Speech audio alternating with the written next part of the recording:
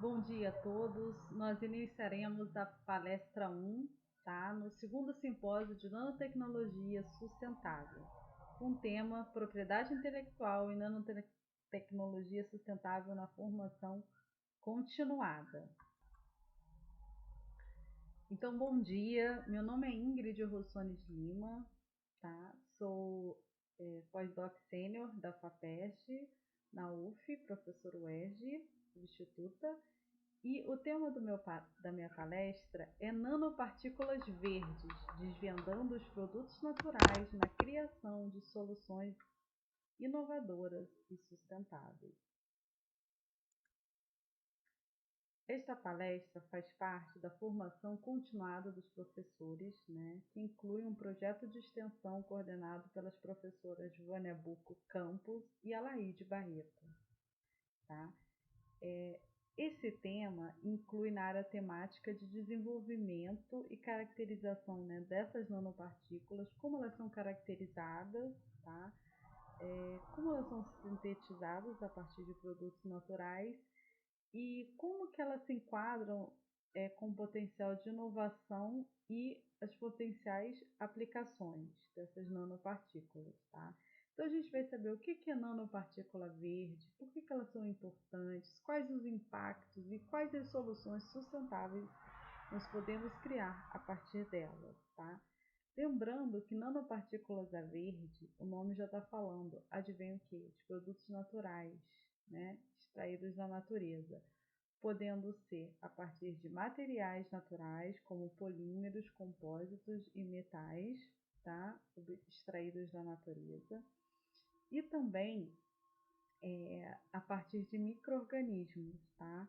Como produtos de síntese, biomoléculas, a partir de fungos, bactérias, dentre outros, ou extraídos de plantas e resíduos de rejeito de animais, por exemplo. Tudo isso são componentes orgânicos ou inorgânicos que podem ser utilizados como matéria-prima para a produção dessas nanopartículas a verde. Então, inicialmente, a gente tem que entender o que é a palavra nanotecnologia. Nano faz parte de um termo, de um sistema de medidas, tá? Da escala de medidas universal. Só para vocês terem uma ideia, se a gente for do maior para o menor, a gente vem em metro, decímetro, centímetro, milímetro, micrômetros e nanômetros. Logo, 1 nanômetro significa 1000 micrômetros e assim por diante, ok?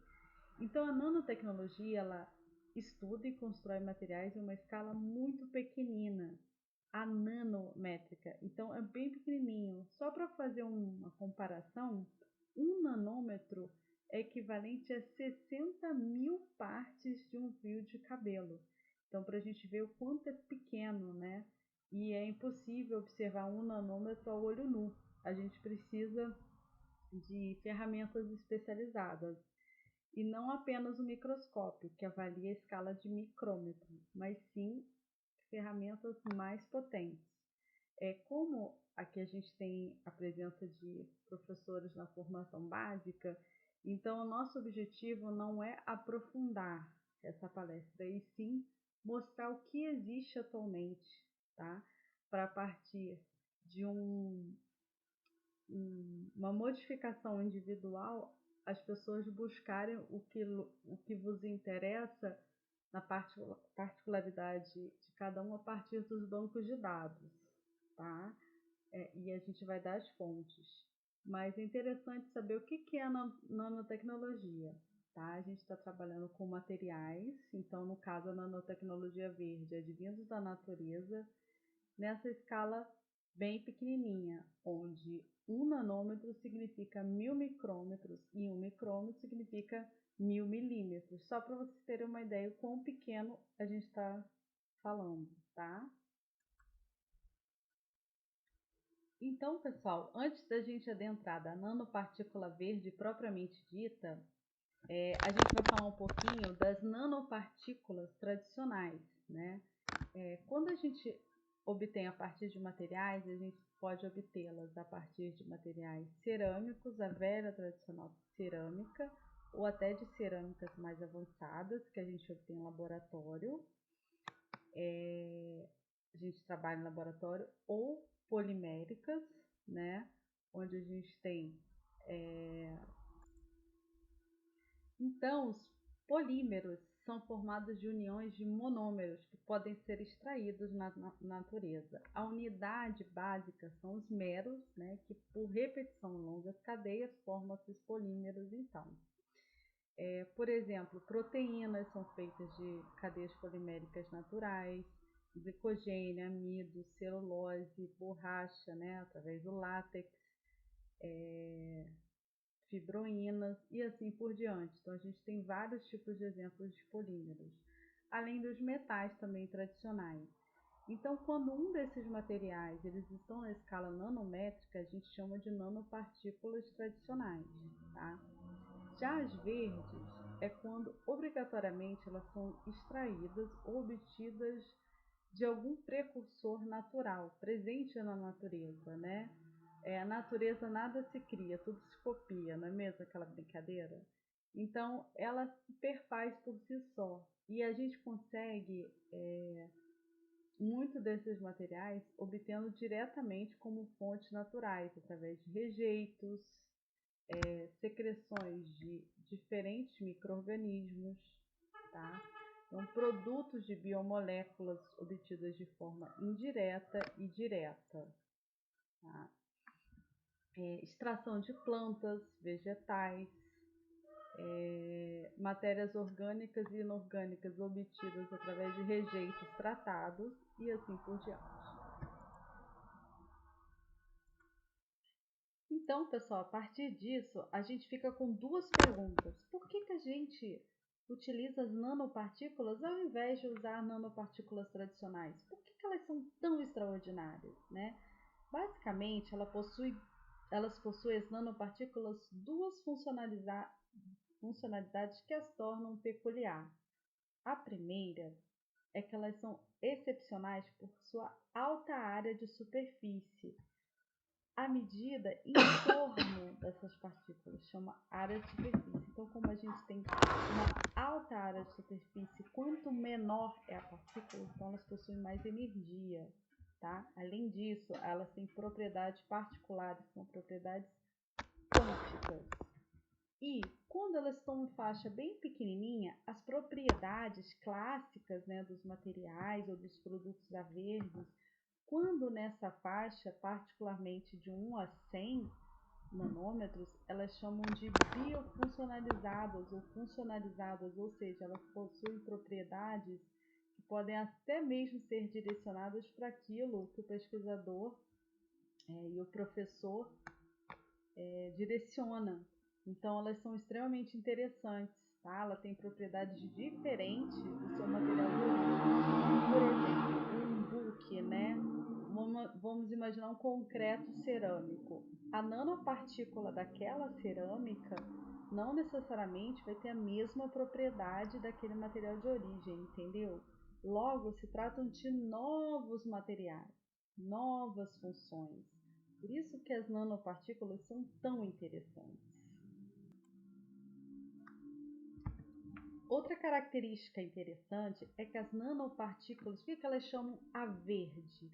Porque elas advêm de produtos naturais, como a produção que utiliza biomoléculas a partir de plantas, compostos bioativos ou através de micro-organismos para obter nanopartículas sem a necessidade de produtos químicos nocivos, ou seja, tradicionalmente, a gente deveria ir a um laboratório e fazer aquela síntese química das nanopartículas, que tem produtos tóxicos, aqueles reagentes de laboratório.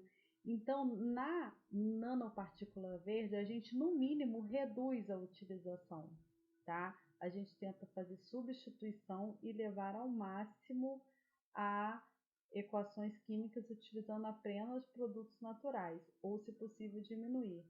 E também através das obtenções de produtos obtidos através da síntese biogênica ou um tratamento adequado e específico a partir de aproveitamento de resíduos e rejeitos, o que tem grande impacto na sustentabilidade do nosso planeta. Então, segundo esse artigo, né, Nanoparticles, é mais que comprovado que o uso de nanopartículas a verde diminui muito a toxicologia e os efeitos tóxicos, tá, na produção de materiais. Agora, quem são essas nanopartículas verdes? São nanopartículas obtidas a partir de semente, polpa, casco, resíduos de carapaça, extratos naturais a partir de folhas de árvores, plantas e outros componentes do nosso bioma, que compõem o nosso bioma, tanto de Mata Atlântica como floresta tropical também, além da floresta amazônica, né, que é um dos nichos de componentes bioativos maior do planeta Terra. Então, pessoal, o conceito de nanopartícula verde está diretamente relacionado à ideia de nanotecnologia verde, né, que busca criar, então, as soluções mais sustentáveis para todos os desafios ambientais de saúde industrial, né, ainda mais considerando que estamos na COP20, né, o Brasil e o Rio de Janeiro está na sua sede, então nada mais propício do que falar desse tema. E quais os exemplos, por exemplo, de como a gente obter essas nanopartículas verdes? Elas podem ser sintetizadas a partir de plantas, alguns vegetais e extratos de plantas podem ser usados, por exemplo, como agentes redutores para sintetizar nanopartículas, com componentes, por exemplo, de flavonoides ou compostos fenólicos. Isso, para quem é professor não é dessa área, são compostos químicos, tá? Que podem ser obtidos também a verde, não sintetizado em laboratório, tá? Elas podem ser fungos e bactérias, podem ser utilizados também devido à sua capacidade de produzir nanopartículas. Alguns fungos e bactérias produzem nanopartículas de ouro, prata, até ferro, tá? Nos seus processos biológicos e fisiologia, bioquímica, biossíntese. Então, a gente também consegue utilizar micro-organismos para obter esses compostos bioativos e também através de extratos naturais, extratos de folhas, frutas e outros materiais naturais, por exemplo, também têm sido investigados, né? Isso faz um processo sustentável e de fabricação muito mais ecológico, reduzindo assim o impacto ambiental, o uso de produtos tóxicos ou metais pesados nas reações químicas. Então, pessoal, para tornar mais didático, a gente vai dividir essa apresentação em duas partes. A primeira é os produtos que a gente pode obter em laboratório, né? Primeiro eu vou mostrar um aspecto geral, a gente vai dar dois exemplos para vocês de materiais obtidos a partir de produtos naturais, tá? E assim a gente obtém essas nanopartículas. E a segunda parte é como a gente pode usar uma modelagem matemática em laboratório para fazer previsibilidade, tá? De sistemas, de funcionamento de micro-organismo ou microsistemas. A gente vai apenas dar exemplos. Especificamente, eu vou dar o exemplo de dois materiais. Nanopartículas obtidas a partir de produtos naturais, né, extraídos de casca de ovo de galinha, e o outro, a extração de polímeros, biopolímeros, obtido através da extração da carapaça de caranguejo. Então, vamos para a parte 1, que é a parte laboratório, tá? Primeiramente, no laboratório, a gente vê o que? O visual e utiliza ferramentas de análise concreta, como microscópios, né? E outros tipos de análise que, para vocês, professores, principalmente de segundo grau, o nosso intuito não é aqui explicar detalhadamente, né, a análise química ou física, apenas apresentar o que está disponível na pesquisa hoje, a fim de vocês terem acesso. Eu sei que tem muitos professores de segundo grau, né, da rede municipal, estadual, federal de ensino, Então, é só para a gente mostrar a apresentação do que a gente tem disponível, dos recursos que a gente tem disponível atualmente. Então, pessoal, a morfologia das nanopartículas verdes, ela tem referência a como é a forma, como é a estrutura física, né, determinadas pelos métodos de síntese, as condições do processo e os materiais de origem. Então, a morfologia dessas nanopartículas, elas vão determinar as propriedades específicas das mesmas, né? Então, de acordo com a variação de faixa etária do tamanho, você tem modificações da funcionalização e também das propriedades dessas nanopartículas. E aí o pesquisador pode trabalhar a partir disso, né, para direcionar o objetivo dele. Basicamente, a gente tem, por exemplo, as esferas de nanopartículas, que são os fullerenos, quando é nanopartícula de carbono, né, natural ou não. E nós temos também as beads, né, ou grades de nanopartículas, que elas são ativadas, quer dizer, a portinha dela abre ou não de acordo com a variação do pH. Tá? Muito utilizada no transporte de quimioterápicos para o tratamento de doenças como o câncer. Nós temos também outras formas, por exemplo, nanotubos, um exemplo, nanotubo de carbono, os dendrímeros, nanofios, né, são fios nanométricos, vocês têm noção de como é pequenininho, né? As fibrilas e as fibras nanométricas também, tá? Quais os fatores que podem influenciar nessa morfologia? Basicamente são três: o tipo de agente redutor e estabilizante, as condições experimentais, principalmente, né, o pH, temperatura e tempo de reação, e o tipo de material utilizado, por exemplo, se é metal, óxido metálico, né, isso tudo, o tipo de processo utilizado, como foi a reação bioquímica ou química, né, a extração. Então, todos esses fatores, além da própria natureza, né, de conformação, vão determinar a morfologia dessas nanopartículas a verde. É importante também a gente ressaltar, né, que para ver essa nanopartícula verde, há uma necessidade de ter uma interconexão entre as ciências naturais e a nanotecnologia. Logo, obrigatoriamente, para a gente fazer essa inovação, né, até uma busca de patente,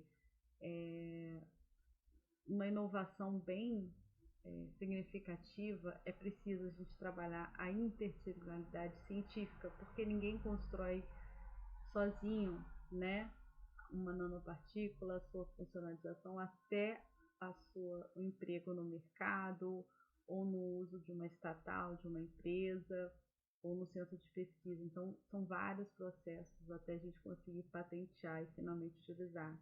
Logo, envolve uma colaboração entre biologia, química, física, matemática, as modelagens computacionais, diferentes profissionais de saúde, né? Por exemplo, oncologistas, veterinários, dentistas.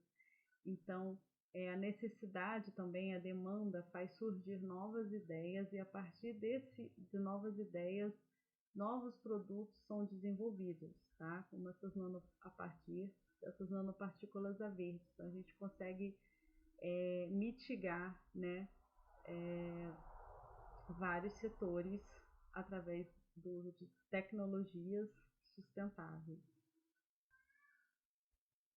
Então aqui, né, só para reforçar, né, algum tipo de exemplo, nós podemos utilizar fontes naturais. Quais as fontes naturais? A gente pode usar plantas, né, por meio de fitoquímicos que ajudam na síntese dessas nanopartículas, fungos e a sua importância na produção de nanopartículas e através de fontes orgânicas e inorgânicas a partir de produtos de resíduos naturais, né? Eu vou dar para vocês no final 2 exemplos no laboratório de uma modelagem que nosso grupo fez dessas fontes orgânicas e inorgânicas, ok? E outro contexto também muito importante, né, diz respeito ao bom uso, né, das ações da seleção correta das matérias-primas, né? No nosso caso, a gente vai utilizar matérias-primas naturais a partir de rejeitos, né? A fim de reduzir o lixo mundial, né? De grão em grão a gente consegue diminuir um impacto no mundo, e a gente tem que ter noção então do processo, né? Qual o grau de pureza dessa matéria-prima para a gente selecionar bem a reação química e os processos a serem aplicados, se a sua matéria-prima vai ser a partir de resíduos ou não, e já ter uma estimativa, né, e um delineamento de cada etapa do processo, a fim de você poder estimar previamente o rendimento através de processos estatísticos prévios, né? Traduzindo, a gente faz um modelo matemático para a gente economizar recursos, reagentes, né? E ter uma melhor previsibilidade desses processos utilizados nesse processo das nanopartículas a verde. Bem, pessoal, outro ponto para a gente discutir é como são feitas a caracterização dessas nanopartículas, né? Como aqui tem muitos professores de segundo grau, de ensino médio, a gente não vai adentrar nessas ferramentas, porque são ferramentas para estudar em cursos específicos e também mestrado e doutorado, é que o nosso foco é mais a apresentação para vocês daquilo que existe, as ferramentas que existem. Mas basicamente a gente tem alguns tipos de análise, que é uma microscopia eletrônica, a gente chama de transmissão, que consegue ver a morfologia e o tamanho certinho dessas nanopartículas a verde. A gente consegue análise indireta através do movimento browniano, através de um equipamento chamado NanoSite, né? A gente consegue fazer uma estimativa, é muito utilizado no estudo de soluções, né? Líquidos contendo nanopartículas. A gente consegue também fazer por espalhamento de luz, a gente faz também por análise indireta de equações químicas, tá? Utilizando métodos até colorimétricos, como o UV-Vis, e para nanopartículas maiores, a gente pode utilizar até um microscópio especial, que a gente chama de microscópio eletrônico de varredura, que vê muita morfologia, mas essa é só para as nanopartículas maiores, para menores é só o MET, ok? Temos também microscopia de força atômica, somente para citar para vocês, não precisam saber especificamente agora, né, a função desses equipamentos, apenas para citar que existe. Bem, dentre os objetivos, a gente tem alguns objetivos específicos, né, e bem interessantes. Então, para quê? Por que que nanopartícula verde, né, é tão interessante? Você sabia que a gente pode utilizar nanopartículas a verdes para biosensores para detectar vírus em plantas? Sim, então atualmente é muito utilizado na agropecuária. A gente consegue também fazer controle de larvas, de inseto, micro-organismos, análise de células tumorais e aplicações, né, contra determinados tipos de câncer, diversas aplicações biomédicas, ação antitumoral e também, gente, muita ação bactericida, microbiológica, através do combate de micro-organismos patogênicos. A gente sabe que a maioria dos micro-organismos são benéficos, né? A nossa microflora. A gente tem mais micro-organismos do que células no organismo. Porém, a gente pode utilizar nanopartículas a verde para um direcionamento, né? Porque, por exemplo, nanopartículas de prata, ela tem um grande efeito bactericida. A gente vai explicar um pouquinho adiante.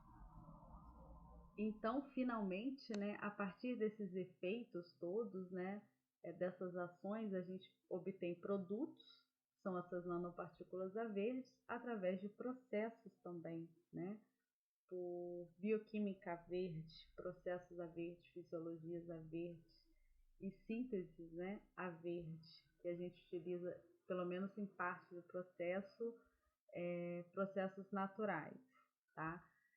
Ou como redutores, ou como precursores de reações, isso tudo faz parte da química verde. Dentre as principais vantagens da síntese a verde, podemos citar o menor impacto ambiental, porque é uma alternativa eficaz para obter as nanopartículas, a maior biocompatibilidade, porque elimina a necessidade de utilizar produtos químicos nocivos para o meio ambiente e possui propriedades únicas, né, da sua biofuncionalização, propriedades únicas, além de ser uma tecnologia ecologicamente correta e sustentável. Dentre as propriedades, a gente pode, né, por exemplo, quando a gente parte de um bulk ou de um material, né, macro, existem inúmeras propriedades, mas quando a gente trata de nanopartículas, a gente pode, dentre as propriedades que existem, a gente pode selecionar algumas bem interessantes para as nanopartículas a verde, como as propriedades ópticas, são muito interessantes, as estruturais, propriedades biológicas, químicas, magnéticas e elétricas, né? E elas também, esses processos podem ser controlados pela temperatura a que o meio reacional é submetido durante a síntese, tá? Então, a gente pode utilizar, por exemplo, ferrites, né, em relação às propriedades magnéticas, em tratamentos de hipertermia, para combate a determinados tipos de câncer, por exemplo. Propriedades elétricas, né, nanopartículas para painéis voltaicos, por exemplo. Nós temos nanopartículas específicas para bombas de hidrogênio, né, para a questão da energia. Nanopartículas a verdes, né, com liberação controlada de fármacos e bioativos para o controle de câncer. Nanopartículas atuando como redutores e catalisadores em reações químicas, né, como componentes das reações. E propriedades ópticas interessantes, né? Com isso a gente consegue modular propriedades também em efeitos secundários nos produtos obtidos, né, após a patente e a industrialização dessas nanopartículas a verde. Outras propriedades também interessantes que a gente pode solucionar são propriedades de ressonância plasmônica de superfície, propriedades de amplificação do sinal óptico para obter maior sensibilidade. Então, como componente final, a gente tem uma maior sensibilidade de captura e efeitos, né? Isso é super interessante na modulação de superfícies de materiais, através da ação da biofuncionalização ou apenas a funcionalização um conjunto dessas nanopartículas, por exemplo, numa superfície, né, a fim de obter um efeito específico. Isso é muito utilizado na indústria, tá? E finalmente, né, em relação às atividades biológicas, a gente tem propriedades interessantes que resultam em ações específicas, né? Em relação às atividades biológicas, a gente tem uma ação antitumoral, por exemplo, antirretroviral, antimicrobiana, anti-inflamatória ou antioxidante, né? Logo, a gente vai ter uma outra palestra de uma farmacêutica específica, a gente consegue modular ações farmacêuticas direcionadas e específicas, né? Carregando moléculas, fármacos e bioativos. Bem, enfim, nessa primeira introdução, então a gente só colocou, né, para vocês aquilo que pode existir, né, a fim de trabalhar as ideias, né, os pensamentos e essa função mesmo, né, trocar informações. A gente alternou um pouquinho a ordem cronológica, né, então em vez de a gente mostrar primeiro a síntese dos dois exemplos, a gente vai mostrar posteriormente os dois casos que eu vou trazer para vocês. Mas para a gente ir fechando então essa primeira parte, a gente obtém as nanopartículas a verdes. Eu vou mostrar apenas dois processos, porque existem inúmeros, né? E Qual é o caminho da patente? Após a gente obter essas nanopartículas, a gente tem que caracterizar, né, essas nanopartículas com aquelas ferramentas que eu citei para vocês em laboratório. Então, toda a caracterização físico-química. E outra questão é aferir a toxicologia dessas nanopartículas, né, para a gente poder seguir na patente dessas nanopartículas a verdes funcionais. Então, esses testes são feitos in vitro, né, utilizando células, o efeito, por exemplo, se um fármaco para tratar o coração, então a gente pode utilizar uma cultura de cardiomiócito.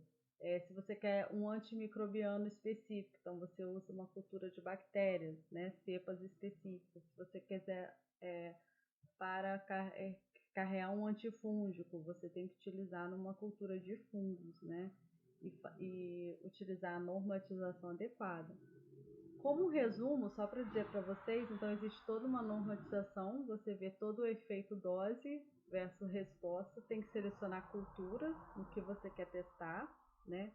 Qual a parte in vivo, né, biológico, que você vai testar essas nanopartículas, qual é a quantidade? Então a norma diz quanto tempo, né? Em que condições que essa cultura é colocada, em estufa de CO2, em que colocado, né? E também essa cultura ela tem que ser passada por um screening biológico que prevê o perfil genético, perfil biológico e a caracterização da cepa desse micro-organismo especificamente. Com isso, a gente faz análises morfológicas e bioquímicas, né? Também do agente testante e dessa cultura qual submetida, tá? Você pode ver análise do metabolismo de forma direta, através de vídeo direto, ou indireto. Então, existem vários tipos de sais que são reduzidos e através de métodos colorimétricos você pode fazer essa análise de taxa do metabolismo, que todos posteriormente são tratados com estatística e matemática específica. Mas só para vocês, o importante é fixar que essas nanopartículas, elas obrigatoriamente têm que ser passadas por testes toxicológicos, ok? E, resumidamente, esses testes toxicológicos eles vão determinar o quanto as nanopartículas verdes então interagem com esses micro-organismos vivos. Então, é obrigatória essa etapa in vitro, tá? E esses testes são feitos em condições controladas no meio, como nutrientes, pH, temperatura, dentre outras. E esses testes obrigatoriamente têm que ser reprodutíveis, então tem que ter uma reprodutibilidade. Por isso que aconselha-se inicialmente a seguir a normatização, como a ISO 10.993, parte 5, por exemplo, e STM, né, de início. E ver todos esses efeitos, então, tóxicos que podem causar nanopartículas. Lembrando que, gente, nanopartículas, elas atravessam a membrana plasmática, né? Então, existem também efeitos ainda não conhecidos, tá? É bom, para a gente fechar essa primeira parte, deixar claro isso, tá? Existem efeitos ainda desconhecidos. Por isso que as nanopartículas verdes, mesmo sendo verdes, nanopartículas, elas têm um efeito direto sobre o DNA, né, sobre o genoma. Então pode trazer efeitos o quê? Irreversíveis. Por isso que tem toda uma normatização, cuidado. E os critérios são mais exigentes ainda do que partículas micro, né? Tá bom? Então fechamos a parte 1. Do que existe até a necessidade dessa toxicologia. Vamos para a parte 2.